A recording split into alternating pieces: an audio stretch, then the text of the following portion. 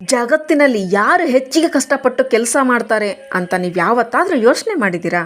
ಬಹುಶಃ ಬೆಳಗ್ಗೆ 4 ಗಂಟೆಗೆ ಎದ್ದು ದಿನವಿಡೀ ಹೊಲಗಳಲ್ಲಿ ಕೆಲಸ ಮಾಡೋ ರೈತರಾಗಿರಬಹುದು, ಅಥವಾ ಕಾರ್ಮಿಕರು ಬೆವರು ಸುರಿಸಿ ಕೆಲಸ ಮಾಡ್ತಾರೆ, ಬಿಸಿಲಲ್ಲಿ ಇಟ್ಟಿಗೆಗಳನ್ನು ಎತ್ತುತ್ತಾರೆ. ಆದರೂ ತಿಂಗಳು ಕೊನೆಯಲ್ಲಿ ಅವರ ಜೇಬು ಇನ್ನೂ ಖಾಲಿಯಾಗಿರುತ್ತೆ.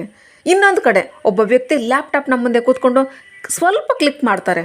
ಅವರು ಮಾಡೋ ಕೆಲವೇ ಕ್ಲಿಕ್ಕು ಸಾವಿರಾರು ಅಲ್ಲ ಲಕ್ಷ ರೂಪಾಯಿಗಳನ್ನು ಗಳಿಸುತ್ತೆ. ವಿಚಾರ ಮಾಡಿರಿ, ಹಣ ಕೇವಲ ಕಷ್ಟಪಡೋದ್ರಿಂದ ಬಂದಿದ್ರೆ ಎಲ್ಲಕ್ಕಿಂತ ಶ್ರೀಮಂತ ಕಾರ್ಮಿಕರು, ರೈತರು ಇನ್ನೂ ಶ್ರೀಮಂತರಾಗಬೇಕಾಗಿತ್ತು ಅಲ್ವಾ? ಹಾಗಾಗಲ್ಲ. ಏಕೆಂದರೆ ಹಣ ಕಷ್ಟಪಡೋದ್ರಿಂದ ಬರಲ್ಲ, ಹಣ ಆಲೋಚನೆಗಳಿಂದ ಬರುತ್ತೆ, ಮೈಂಡ್ಸೆಟ್ನಿಂದ ಬರುತ್ತೆ, ಹಣ ಡೈರೆಕ್ಷನ್ನಿಂದ ಬರುತ್ತೆ. ನೋಡ್ರಿ, ಕಠಿಣ ಪರಿಶ್ರಮ ತಪ್ಪಲ್ಲ, ಆದರೆ ಕಠಿಣ ಪರಿಶ್ರಮದ ಹಾದಿ ತಪ್ಪಾಗಿದ್ದರೆ ಫಲಿತಾಂಶ ಯಾವಾಗಲೂ ನೋವುಂಟು ಮಾಡುತ್ತೆ. ರೈತ ಕಷ್ಟಪಟ್ಟು ಕೆಲಸ ಮಾಡ್ತಾರೆ, ಆದರೆ ಅವರ ಪರಿಶ್ರಮ ಬೇರೆ ವ್ಯವಸ್ಥೆಗಾಗಿ, ಅಂದರೆ ಅವರ ಕಠಿಣ ಪರಿಶ್ರಮ ಅವರ ಮೌಲ್ಯವನ್ನು ನಿರ್ಧಾರ ಮಾಡೋ ಬೇರೆ ಯಾವುದೋ ವ್ಯವಸ್ಥೆಗಾಗಿ. ಅವರ ಶ್ರಮವೇ ಅದರ ಬೆಲೆಯನ್ನು ನಿರ್ಧಾರ ಮಾಡುತ್ತೆ. ಕಾರ್ಮಿಕ ಕಷ್ಟಪಟ್ಟು ಕೆಲಸ ಮಾಡ್ತಾರೆ, ಆದರೆ ಅವರ ಶ್ರಮದ ಬೆಲೆ, ಅವರ ಪ್ರಯತ್ನಗಳು ಸೀಮಿತವಾಗಿರುತ್ತೆ. ಆದರೂ ತನ್ನ ಮನಸ್ಸನ್ನು ಹೊಂದಿಸೋ ವ್ಯಕ್ತಿ, ಅಂದರೆ ಯಾವ ವ್ಯಕ್ತಿ ತನ್ನ ವಿಚಾರಗಳ ಮೇಲೆ ಕಠಿಣ ಪರಿಶ್ರಮ ಪಡ್ತಾರೋ ಅವರು ತಮ್ಮ ಮೈಂಡ್ಸೆಟ್ ಮೇಲೆ ಕೆಲಸ ಮಾಡ್ತಾರೆ. ನೀವು ಇದನ್ನು ತಿಳ್ಕೊಳ್ಬೇಕು. ಹಣದ ನಿಜವಾದ ಆಟ ಏನಂದರೆ ಊರ್ಜಾ ಮತ್ತು ನಂಬಿಕೆಗಳದ್ದೇ ಆಗಿರುತ್ತೆ. ಅದೇ ವ್ಯಕ್ತಿ ಹಣವನ್ನು ಅಟ್ರ್ಯಾಕ್ಟ್ ಮಾಡ್ತಾರೆ, ಅವರೇ ಅಬ್ಬಂಡೆನ್ಸ್ ಕಡೆ ಮುಂದುವರಿತಾರೆ. ಸಮಸ್ಯೆ ಇರೋದು ಕಷ್ಟಪಡೋದ್ರಲ್ಲಿ ಅಲ್ಲ, ಸಮಸ್ಯೆ ಇರೋದೇ ಬಹಳ ಜನಗಳು ತಮ್ಮ ಕಠಿಣ ಪರಿಶ್ರಮವನ್ನು ಪ್ರತಿಫಲ ನೀಡ್ದಲೇ ಇರೋ ಕಡೆ ಮಾಡ್ತಾರೆ. ಅವರು ಅದನ್ನು ಎಂದಿಗೂ ಹಿಂತಿರುಗಿ ನೋಡ್ದಲೇ ಇರೋ ಸ್ಥಳಗಳಲ್ಲಿ ಇಡ್ತಾರೆ. ಅವರು ದೀರ್ಘವಾಗಿ ಗಂಟೆಗಳು ಆದಮೇಲೆ ಗಂಟೆಗಳು ಹೆಚ್ಚಿಗೆ ಕೆಲಸ ಮಾಡಿದ್ರೆ ಹಣ ಬರುತ್ತೆ ಅಂತ.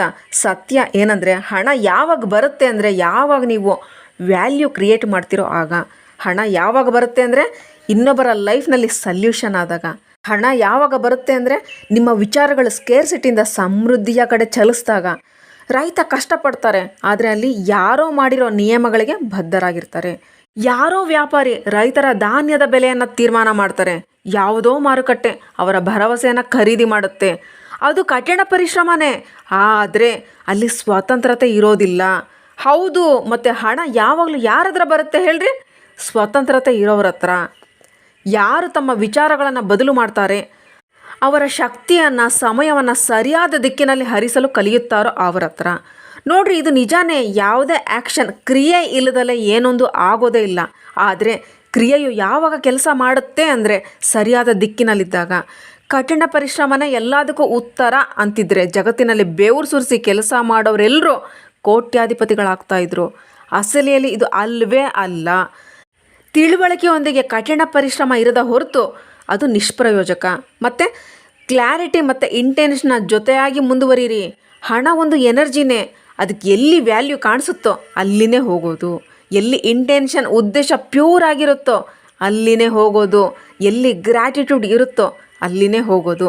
ಎಲ್ಲದಕ್ಕಿಂತ ಇಂಪಾರ್ಟೆಂಟ್ ಜಾಗ ಎಲ್ಲಿ ಅಂದರೆ ನಂಬಿಕೆ ಎಲ್ಲಿ ಇರುತ್ತೋ ಅಲ್ಲಿನೇ ಹೋಗೋದು.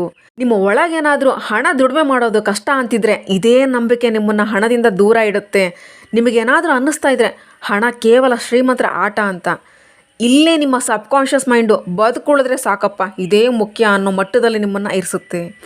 ಏನೋ ಜೀವನ ನಡೀತಾ ಇದೆ, ನಡೀಲಿ ಬಿಡು, ಇದು ನಿಮ್ಮನ್ನು ಶ್ರೀಮಂತರನ್ನಾಗಿ ಮಾಡೋದಿಲ್ಲ. ನೋಡ್ರಿ ಜನರೆಲ್ಲ ಹೇಳ್ತಾರಲ್ಲ ದುಡ್ಡು ಕಷ್ಟಪಟ್ರೇ ಬರೋದು ಅಂತ. ಅವರೆಲ್ಲ ಇದನ್ನು ತಿಳ್ಕೊಂಡೇ ಇರೋಲ್ಲ ಕಠಿಣ ಪರಿಶ್ರಮದ ಅರ್ಥ ಏನು ಅಂತ. ನಿಜವಾದ ಹಾರ್ಡ್ ವರ್ಕು ನಿಮ್ಮ ವಿಚಾರಗಳನ್ನು ಬದಲು ಮಾಡೋದ್ರಲ್ಲಿದೆ. ನಿಜವಾದ ಪರಿಶ್ರಮ ನಿಮ್ಮ ಲಿಮಿಟನ್ನು ಮುರಿಯೋದ್ರಲ್ಲಿದೆ. ನಿಜವಾದ ಪರಿಶ್ರಮ ಸ್ವತಃ ನಿಮ್ಮ ಮೇಲೆ ಕೆಲಸ ಮಾಡೋದು, ಇಂಪ್ರೂವ್ ಮಾಡ್ಕೊಳ್ಳೋದ್ರ ಮೇಲಿದೆ. ನಿಮ್ಮ ಪರಿಶ್ರಮ ಕೈಗಳನ್ನು ಬಳಸೋದ್ರಿಂದ ಮಾತ್ರ ಬರೋದಿಲ್ಲ. ನಿಜವಾದ ಕಠಿಣ ಪರಿಶ್ರಮ ಒಳಗಿನ ಪ್ರೋಗ್ರಾಮನ್ನೇ ಬದಲು ಮಾಡಿಬಿಡುತ್ತೆ. ನೀವು ನೋಡಿರ್ತೀರ, ಕೆಲವು ಜನರು ಸ್ವಲ್ಪ ಪ್ರಯತ್ನದಿಂದನೇ ದೊಡ್ಡದನ್ನು ಸಾಧಿಸಿರ್ತಾರೆ. ಇನ್ನೂ ಕೆಲವು ಜನರು ಜೀವನ ಪೂರ್ತಿ ಬೆವರು ಸುರಿಸಿದ್ರೂ ಕೂಡ ಅದೇ ಪರಿಸ್ಥಿತಿಯಲ್ಲಿರ್ತಾರೆ. ವ್ಯತ್ಯಾಸ ಕೇವಲ ವಿಚಾರಗಳದ್ದೇ, ಅವರ ಮನಸ್ಥಿತಿಯಲ್ಲಿ ಮಾತ್ರ. ಒಬ್ಬರು ತಮ್ಮ ಕಠಿಣ ಪರಿಶ್ರಮವನ್ನು ಬಳಸ್ಕೊಳ್ತಾರೆ, ಲಾಭವನ್ನಾಗಿ ಪರಿವರ್ತನೆ ಮಾಡ್ಕೊಳ್ತಾರೆ. ಇನ್ನೊಬ್ಬರು ಅದನ್ನು ಹೋರಾಟವನ್ನಾಗಿ ಪರಿವರ್ತನೆ ಮಾಡ್ಕೊಳ್ತಾರೆ. ಹೋರಾಟ ಮಾಡ್ತಾ ಇರೋರ ಹತ್ರ ಹಣ ಹೋಗೋದಿಲ್ಲ. ಯಾರು ತಮ್ಮ ಸಮಯವನ್ನು ಬುದ್ಧಿವಂತಿಕೆಯಿಂದ ನಿರ್ವಹಿಸ್ತಾರೋ ಅವರ ಹತ್ರ ಹಣ ಹೋಗುತ್ತೆ. ನೋಡಿ, ಜಗತ್ತಿನಲ್ಲಿ 2 ರೀತಿಯ ಜನರಿರ್ತಾರೆ. ಒಂದು ರೀತಿಯವರು ದಿನ ರಾತ್ರಿ ಕಷ್ಟಪಡ್ತಿರ್ತಾರೆ, ಹಗಲಿರುಳು ದುಡಿತಾ ಇದ್ರೂ ತೊಂದರೆಯಲ್ಲೇ ಇರ್ತಾರೆ. 2ನೇ ಕ್ಯಾಟಗರಿ, ತಮ್ಮ ಮನಸ್ಸನ್ನು ತರಬೇತಿಗೊಳಿಸ್ತಾರೆ, ತಮ್ಮ ಎನರ್ಜಿಯನ್ನು ಅಲೈನ್ ಮಾಡ್ಕೊಳ್ತಾರೆ, ಹಾಗೆಯೇ ಹಣ ತಮ್ಮ ಹತ್ರ ಅಟ್ರಾಕ್ಟ್ ಮಾಡ್ಕೊಳ್ತಾರೆ. ಹಣ ಒಂದು ಆಕರ್ಷಣೆ, ಅದನ್ನು ನಿಮ್ಮ ಒಳಗೆ ಸೆಳ್ಕೋಬೇಕು. ಅಂದರೆ ಕೇಳೋದಲ್ಲ, ಅದನ್ನು ವೈಬ್ರೇಷನಲ್ಲಿ ಮ್ಯಾಚ್ ಮಾಡ್ಕೋಬೇಕಾಗುತ್ತೆ. ಫಸ್ಟು ನೀವು ದುಡಿಮೆ ಮಾಡೋದು ಬಹಳ ಕಷ್ಟ ಅನ್ನೋದನ್ನು ಯೋಚಿಸೋದನ್ನು ನಿಲ್ಲಿಸ್ರಿ. ಈ ರೀತಿ ಯೋಚನೆ ಮಾಡಿರಿ, ಹಣ ಒಂದು ಊರ್ಜಾ, ಹಣ ನಮ್ಮ ಹತ್ರ ಬರೋ ದಾರಿನ ಹುಡುಕ್ತಾ ಇದೆ. ಆದರೆ ನೀವು ಅದಕ್ಕೆ ಅರ್ಹರಾದಾಗ ಮಾತ್ರ ಹಣ ನಿಮ್ಮ ಹತ್ರ ಬರೋದು. ಯಾವಾಗ ನಿಮ್ಮ ಮನಸ್ಸು ಕೊರತೆಯಿಂದ ಕೃತಜ್ಞತೆಯ ಕಡೆ ಹೋಗುತ್ತೋ, ನೀವು ಆಟೋಮ್ಯಾಟಿಕಲಿ ಮ್ಯಾಗ್ನೆಟ್ ಆಗಿಬಿಡ್ತೀರಾ. ನೀವು ಹೇಳ್ತೀರಾ, ಹಣ ನನಗೆ ಸುಲಭ, ಹಣ ನನಗೆ ಸಹಜ, ಹಣ ನನ್ನದು, ಹಣ ನನಗೆ ಸ್ವಾಭಾವಿಕವಾಗಿ ಬರುತ್ತೆ, ಹಣ ನನಗೆ ನನ್ನ ಹತ್ರ ಈಸಿಯಾಗಿ ಹರಿದು ಬರುತ್ತೆ. ನೋಡಿರಿ, ನೆನಪಿಟ್ಕೊಳ್ರಿ, ಕಠಿಣ ಪರಿಶ್ರಮ ಎಲ್ಲಿವರೆಗೂ ಪರಿಣಾಮ ಬೀರೋದಿಲ್ಲ ಅಂದರೆ ನೀವು ಅದನ್ನು ತಿಳುವಳಿಕೆಯೊಂದಿಗೆ ಸೇರಿಸ್ಕೊಂಡಾಗ ಮಾತ್ರ ಪರಿಣಾಮಕಾರಿಯಾಗಿರುತ್ತೆ. ಇಲ್ಲ ಅಂದರೆ ಹಾರ್ಡ್ ವರ್ಕೂ ಕೂಡ ಆಯಾಸವಾಗುತ್ತೆ. ಎಸ್, ಆಯಾಸ ಯಾವತ್ತಿಗೂ ಸಮೃದ್ಧಿಯನ್ನು ಅಟ್ರಾಕ್ಟ್ ಮಾಡೋದಿಲ್ಲ. ನೀವು ಹಣದ ಜೊತೆ ಓಡೋದು ಬೇಕಾಗಿಲ್ಲ, ನೀವು ಹಣದ ಜೊತೆ ಸ್ನೇಹ ಮಾಡ್ಕೋಬೇಕಾಗಿದೆ. ನೀವು ನಿಮ್ಮೊಳಗೇನೆ ನಾನು ಹಣಕ್ಕೆ ಅರ್ಹ ಅನ್ನೋ ವೈಬ್ರೇಷನನ್ನು ಕ್ರಿಯೇಟ್ ಮಾಡ್ಕೋಬೇಕಾಗಿದೆ. ಹಣವು ನನ್ನನ್ನು ಇಷ್ಟಪಡ್ತಾ ಇದೆ ಅನ್ನೋ ವೈಬ್ರೇಷನ್ನು. ಎಸ್, ನೀವೇನಾದರೂ ಪ್ರತಿದಿನ ಕಂಪ್ಲೇಂಟ್ ಹೇಳ್ತಾ ಇದ್ದರೆ, ನಾನು ಕೆಲಸ ಮಾಡ್ತೀನಿ ಆದರೂ ನನ್ನ ಹತ್ರ ಹಣನೇ ಬರ್ತಾ ಇಲ್ಲ ಅಂತೇನಾದರೂ ಇದ್ದರೆ, ನೀವು ಪಾಸ್ ಮಾಡಿರಿ, ನಿಂತ್ಕೊಳ್ರಿ. ಈಗ ನಿಮ್ಮ ನಂಬಿಕೆಗಳನ್ನು ಬದಲಾಯಿಸೋ ಸಮಯ ಬಂದಿದೆ. ಯಾಕೆ ಅಂದರೆ ಎಲ್ಲಿವರೆಗೂ ನಿಮ್ಮ ಬಿಲೀಫ್ ಬದಲಾಗೋದಿಲ್ವೋ ಅಲ್ಲಿವರೆಗೂ ರಿಸಲ್ಟ್ ಕೂಡ ಸಿಗೋದಿಲ್ಲ. ಕಠಿಣ ಪರಿಶ್ರಮದ ಬದಲು ದಿಕ್ಕನ್ನು ಬದಲಾಯಿಸಿ, ಹೋರಾಟದ ಬದಲು ಸ್ಪಷ್ಟತೆನ ತಗೊಂಡು ಬನ್ನಿ. ಮತ್ತು ಎಲ್ಲದಕ್ಕಿಂತ ಮುಖ್ಯವಾಗಿರೋದು ಇದನ್ನು ತಿಳ್ಕೊಳ್ರಿ, ಶ್ರೀಮಂತಿಕೆ ಕಠಿಣ ಪರಿಶ್ರಮದ ಬಗ್ಗೆ ಅಲ್ಲ, ಮೈಂಡ್ಸೆಟ್ನ ಆಟ ಆಗಿದೆ. ರೈತ ತಪ್ಪು ಅಂತ ಅಲ್ಲ, ಕಾರ್ಮಿಕ ತಪ್ಪು ಅಂತ ಅಲ್ಲ, ತಪ್ಪು ಇರೋದೇ ನಮ್ಮ ವಿಚಾರಗಳಲ್ಲಿ. ನಮಗೆ ಇಲ್ಲಿವರೆಗೂ ಕಲಿಸ್ಕೊಂಡು ಬಂದಿರೋದು ಕಷ್ಟಪಟ್ಟು ಬೆವರು ಸುರಿಸಿದ್ರೇ ಹಣ ಬರುತ್ತೆ ಅಂತ. ನಿಜ ಏನಂದರೆ ಹಣ ಎಂಥ ಮನಸ್ಥಿತಿಯಿಂದ ಬರುತ್ತೆ ಅಂದರೆ ಅವರು ಯೋಚನೆ ಮಾಡ್ತಾರೆ, ಇದೇ ಹಾರ್ಡ್ ವರ್ಕನ್ನು ಸಿಸ್ಟಮಾಗಿ ಬದಲು ಮಾಡೋಣ, ಹೇಗೆ ಇದೇ ಕೆಲಸವನ್ನು ಕಡಿಮೆ ಸಮಯದಲ್ಲಿ ಹೆಚ್ಚಿಗೆ ಜನಗಳ ಹತ್ರ ತಲುಪಿಸೋಣ, ಹೇಗೆ ಇದೇ ಎನರ್ಜಿಯನ್ನು ಮಲ್ಟಿಪಲ್ ಆಗಿ ಮಾಡಿಬಿಡೋಣ ಅಂತ. ಜೀವನ ಸಂಪೂರ್ಣ ಊರ್ಜಾ ಮೇಲೆ ನಡೆಯೋದು. ನಿಮ್ಮ ವಿಚಾರಗಳು, ನಿಮ್ಮ ಭಾವನೆ, ನಿಮ್ಮ ವಿಶ್ವಾಸ, ನೀವೇನಾದರೂ ವಿಚಾರಗಳ ತರಂಗಗಳನ್ನು ಹೆಚ್ಚಿಸಿದ್ರೆ, ಅಂದರೆ ನಿಮ್ಮ ಆಲೋಚನೆಗಳ ಅಲೆಗಳನ್ನು ಹೆಚ್ಚಿಸಿದ್ರೆ ಸಮೃದ್ಧಿಯ ಹರಿವು ನಿಮ್ಮ ಕಡೆಗೆ ಹರಿಯುತ್ತೆ. ಆದರೆ ಯಾವಾಗ ಮನಸ್ಸಲ್ಲಿ ಭಯ, ಕೋಪ, ಅಪನಂಬಿಕೆ ಇದ್ದಾಗ ಇದೇ ತರಂಗಗಳು ಕೆಳಸ್ತರಕ್ಕೆ ಬಿದ್ದೋಗ್ಬಿಡುತ್ತೆ. ಇದರ ಜೊತೆನೇ ನಿಮ್ಮ ಅದೃಷ್ಟನೂ ಕೂಡ ನಿಧಾನವಾಗಿ ಹೋಗುತ್ತೆ. ಅದಕ್ಕೋಸ್ಕರನೇ ಶ್ರೀಮಂತರಾಗೋದು ಮೊದಲನೇ ಹೆಜ್ಜೆ ಪ್ರಾರಂಭ ನಮ್ಮೊಳಗೆ ಆಗುತ್ತೆ, ಹೊರಗಿಂದ ಅಲ್ಲ. ದಿನರಾತ್ರಿ ನೀವು ಹಾಸಿಗೆ ಮೇಲೆ ಮಲಗಿದ್ದಾಗ ಕೆಲವೇ ಕ್ಷಣಗಳಿಗೆ ನಿಮ್ಮೊಳಗೆ ಶಾಂತಿಯನ್ನು ತಂದುಕೊಳ್ಳ್ರಿ, ಆಳವಾದ ಉಸಿರನ್ನು ತೆಗೆದುಕೊಳ್ಳ್ರಿ. ಕ್ರಮೇಣ ನಿಮ್ಮ ಮನಸ್ಸಿನಿಂದ ಪ್ರತಿಯೊಂದು ಹೊರೆಯನ್ನು, ಪ್ರತಿಯೊಂದು ಅಸಮಾಧಾನವನ್ನು ಬಿಡುಗಡೆ ಮಾಡಿರಿ. ಯಾವ ಜನರಿಂದ ನಿಮಗೆ ತೊಂದರೆ, ನೋವು ಆಗಿದೆಯೋ ಅವರಿಗೆಲ್ಲ ಕ್ಷಮಿಸ್ಬಿಡ್ರಿ. ಏಕೆಂದರೆ ಯಾವ ನಿಮಿಷ ನೀವು ಕ್ಷಮಿಸ್ತೀರೋ ಸ್ವಯಂ ನಿಮ್ಮನ್ನು ಸ್ವತಂತ್ರರನ್ನಾಗಿಸ್ತೀರಾ. ಯಾವಾಗ ಮನಸ್ಸು ಖಾಲಿ ಆಗುತ್ತೋ ಅಲ್ಲಿಂದನೇ ಹೊಸ ಊರ್ಜಾದ ಪ್ರವಾಹ ಆರಂಭ ಆಗುತ್ತೆ. ಇದೇ ಶಕ್ತಿ ಕ್ರಮೇಣ ಅವಕಾಶಗಳು ಮತ್ತು ಸಂಪತ್ತಿನ ರೂಪದಲ್ಲಿ ನಿಮಗೆ ಮರಳುತ್ತೆ. ಇನ್ನು ಈಗ ನಿಮ್ಮ ಹೃದಯದಲ್ಲಿ ನೀವು ಮೊದಲಿಗಿಂತ ಶ್ರೀಮಂತರಾಗಿದ್ದೀರಾ ಅನ್ನೋ ಭಾವನೆಯನ್ನು ಜಾಗೃತಗೊಳಿಸ್ರಿ. ನಿಮ್ಮೊಳಗೆ ಕೃತಜ್ಞತೆಯನ್ನು ಅನುಭವಿಸ್ರಿ. ಏನು ನಿಮ್ಮ ಹತ್ರ ಆಲ್ರೆಡಿ ಇರುವಂಥ ಸಣ್ಣ ಸಣ್ಣ ವಸ್ತುಗಳಿಗೆ, ವಿಷಯಗಳಿಗೆ ಥ್ಯಾಂಕ್ ಯು ಹೇಳ್ರಿ. ರುಚಿಕರವಾದ ಊಟ, ಒಂದು ಸುಂದರವಾದ ಸಿಹಿಯಾದ ನಗು, ಶಾಂತವಾದ ರಾತ್ರಿ, ಇದೆಲ್ಲ ನಿಮಗೆ ಸಣ್ಣದು ಅನಿಸುತ್ತೆ. ಆದರೆ ಇದೇ ತರಂಗಗಳೇ ನಿಮ್ಮನ್ನು ಯೂನಿವರ್ಸ್ ಜೊತೆ ಹೊಂದಾಕ್ಸುತ್ತೆ. ಯಾವಾಗ ನೀವು ಹೇಳ್ತಿರೋ ಧನ್ಯವಾದಗಳು ಅಂತ, ಆಗ ನೀವು ಸಂಕೇತ ಕಳಿಸ್ತಾ ಇರ್ತೀರ, ನನ್ನ ಹತ್ರ ಆಲ್ರೆಡಿ ತುಂಬಾ ಇದೆ. ಆಗ ಯೂನಿವರ್ಸ್ ಅದನ್ನು ಇನ್ನೂ ಹೆಚ್ಚಿಗೆ ಮಾಡುತ್ತೆ. ನಿಮ್ಮ ಕಲ್ಪನೆಯಲ್ಲಿ ಆ ಫೋಟೋವನ್ನು ಕ್ರಿಯೇಟ್ ಮಾಡ್ಕೊಳ್ರಿ. ನೀವು ಯಾವಾಗಲೂ ಬಯಸ್ತಾ ಇದ್ರಿ ಆ ರೀತಿ ಬದುಕ್ತಾ ಇರೋ ಕಲ್ಪನೆಯನ್ನು ಮಾಡ್ಕೊಳ್ರಿ. ಆ ಜೀವನವನ್ನು ನೋಡ್ರಿ. ಆ ಸಂತೋಷ, ಆತ್ಮವಿಶ್ವಾಸ, ಯಶಸ್ಸು ಎಲ್ಲನೂ ಭಾವಿಸ್ರಿ. ನೀವು ಯಾವಾಗಲೂ ಬಯಸಿದ್ದೆಲ್ಲನೂ ನಿಮಗೆ ಸಿಕ್ಕಿಬಿಟ್ಟಿದೆ. ಆ ಮನೆ, ಆ ನಿಮ್ಮ ಕನಸಿನ ಕಾರು, ಆ ನೆಮ್ಮದಿ, ಆ ಗೌರವ ಎಲ್ಲನೂ ನಿಮ್ಮ ಮೈಂಡ್ಗೆ ಹೇಳಬೇಡ್ರಿ ಇದು ಕಲ್ಪನೆ ಅಂತ. ಅನುಭವಿಸ್ರಿ. ಯಾಕೆ ಅಂದರೆ ನಿಮ್ಮ ಮೈಂಡ್ಗೆ ಗೊತ್ತಾಗಲ್ಲ ನಿಜ ಯಾವುದು, ಕಲ್ಪನೆ ಯಾವುದು ಅಂತ, ವ್ಯತ್ಯಾಸ ಏನಿದೆ ಅಂತ. ಏನು ವಿಷಯವನ್ನು ನೀವು ಪದೇ ಪದೇ ಅನುಭವಿಸ್ತೀರೋ ಅದೇ ನಿಮ್ಮ ರಿಯಾಲಿಟಿ ಆಗಿಬಿಡುತ್ತೆ. ಯಾವಾಗೆಲ್ಲ ನಿಮಗೆ ಅನ್ನಿಸ್ತಾ ಇರುತ್ತೋ ನಿಮ್ಮ ಊರ್ಜಾ ಲೋ ಆಗ್ತಿದೆ ಅಂತ, ನಿಮ್ಮ ಶಕ್ತಿ ಕುಸಿತಾ ಇದೆ ಅಂತ. ಇದನ್ನು ಸ್ವತಃ ನಿಮಗೆ ಹೇಳ್ಕೊಳ್ರಿ. ಹಣ ನನ್ನ ಹತ್ರ ಸುಲಭವಾಗಿ ಹಾಗೂ ನಿರಂತರವಾಗಿ ಬರ್ತಾ ಇದೆ. ಆದರೆ ಇದನ್ನು ಕೇವಲ ಹೇಳೋದಷ್ಟೇ ಅಲ್ಲ, ಇದನ್ನು ಅನುಭವ ಮಾಡಬೇಕಾಗಿದೆ. ನೀವು ಈ ಥರ ಅಂದ್ಕೊಳ್ರಿ.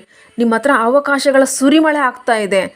ಈ ಥರ ಅಂದ್ಕೊಳ್ರಿ, ಅನುಭವ ಮಾಡಿರಿ. ಯೂನಿವರ್ಸ್ ನಿಮಗಾಗಿಯೇ ಕೆಲಸ ಮಾಡ್ತಾ ಇದೆ. ಕ್ರಮೇಣ ನಿಮ್ಮ ಮನಸ್ಸು ಆ ವಿಶ್ವಾಸದ ಜೊತೆ ಸಂಪರ್ಕ ಸಾಧಿಸಲು ಶುರುವಾಗುತ್ತೆ. ಮತ್ತು ಇದೇ ವಿಶ್ವಾಸ ನಿಮ್ಮ ರಿಯಾಲಿಟಿಯನ್ನು ಬದಲು ಮಾಡುತ್ತೆ. ನಮ್ಮಲ್ಲಿ ಪ್ರತಿದಿನ ಅನೇಕ ಭಾವನೆಗಳು ಸಂಗ್ರಹವಾಗ್ತವೆ. ಭಯ, ಚಿಂತೆ, ಕೋಪ. ಇದನ್ನು ಹೃದಯದಲ್ಲಿ ಮಾತ್ರ ಇಟ್ಕೊಳ್ಬೇಡ್ರಿ. ಯಾವಾಗ ರಾತ್ರಿಯಲ್ಲಿ ಉಸಿರನ್ನು ಬಿಡ್ತಿರೋ ಆಗ ಕಲ್ಪನೆ ಮಾಡ್ಕೊಳ್ರಿ, ಕಪ್ಪಾದ ಹೊಗೆ ನಿಮ್ಮಿಂದ ಹೊರಗೆ ಬರ್ತಾ ಇದೆ. ದೇವರ ಬೆಳಕು ನಿಮ್ಮ ದೇಹವನ್ನೆಲ್ಲ ಆವರಿಸ್ತಾ ಇದೆ, ತುಂಬಿಕೊಂಡು ಬಿಟ್ಟಿದೆ. ನಿಮ್ಮೊಳಗೆ ಕೇವಲ ಲಘುತೆ ಇದೆ. ನಿಮ್ಮೊಳಗೆ ಹಗುರತೆ, ಶಾಂತಿ ಮತ್ತು ಬೆಳಕು ಮಾತ್ರ ಉಳಿದಿದೆ ಎಂಬುದನ್ನು ಅರಿತುಕೊಳ್ಳ್ರಿ.